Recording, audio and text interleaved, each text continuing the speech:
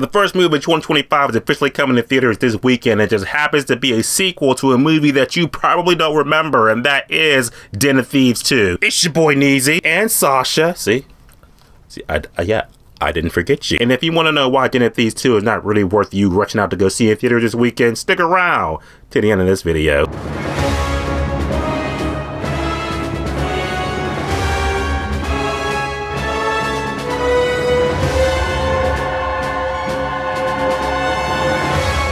Den of Thieves 2 is the sequel to the 2018 original Den of Thieves starring Gerard, Butler, and O'Shea Jackson. And is the movie good? Well, the movie is good and bad at the same time. The movie does have good aspects in it, but also the movie does have a lot of things working against it that just isn't worth you checking out to sit through in theaters. I'm your boy Neezy, and this time around for 2025, I'm pretty much going to simplify all my videos and pretty much tell you why you should see a movie or not see a movie. I'm going to make this very short and sweet for you guys, because I love you. From now on, pretty much we're going to talk about every movie down to 3 points, and that's 3 points only. Is the movie good? Why the movie's good? And do I need to see it in theaters? That being said, let's answer those 3 questions right away. Let's talk about Den of Thieves 2. First of all, is the movie good? The movie is good, entertaining in some aspects, but only like in the aspects that's like, you know, in the last half of the movie, because the first half of the movie is pretty much just boring exposition. Boring exposition, the fact that our main character we're following throughout this movie is O'Shea Jackson Jr. in the first half, and like I said, I like the guy. I like him in swagger, but at the same time, I feel like he is surrounded by characters who are boring and just have zero chemistry with until Gerard Butler gets on the scene.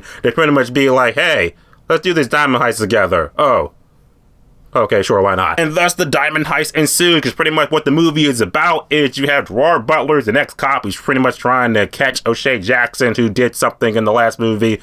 I can't remember. That was 2018. That was before time, the long ago. Team up together along with this other group of nameless people, and they have to rob this bank that's pretty much unpenetrable to steal some diamonds from some Italian thugs who are generic and also forgettable. And that's the movie. That's it. Why is the movie pretty much good or bad? Okay, the movie is good in the fact that, like I said, when the heist elements do happen, they are entertaining. Seeing them break into the impenetrable vault on all the steps they got to do to get into it, that is entertaining to watch, because it is pretty much like edge of your seat, all nail biting stuff. Another good aspect of the movie, the fact that you have Gerard Butler and O'Shea Jackson, when they are together, their chemistry is...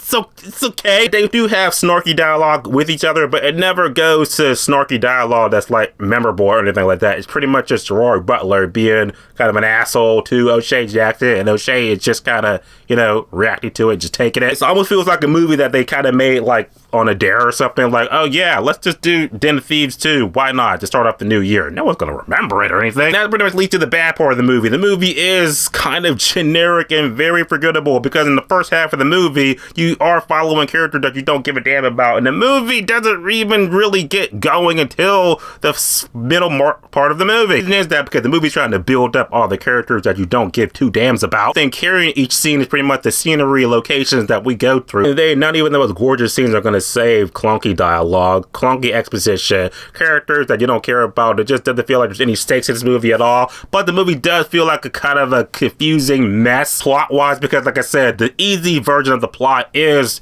O'Shea Jackson, Gerard Butler, going on a heist, get this diamond, give it to these people that he owes for some reason. That's the movie.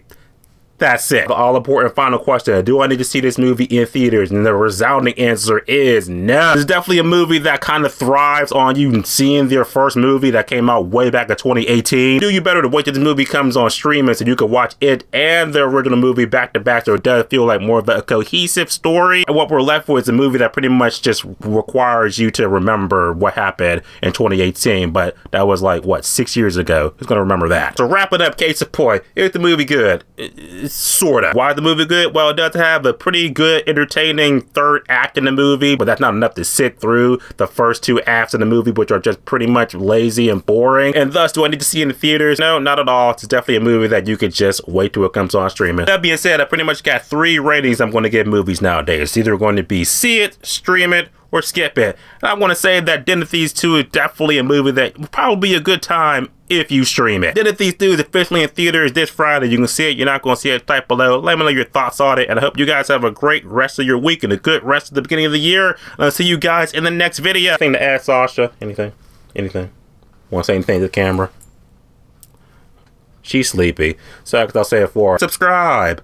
Until next time.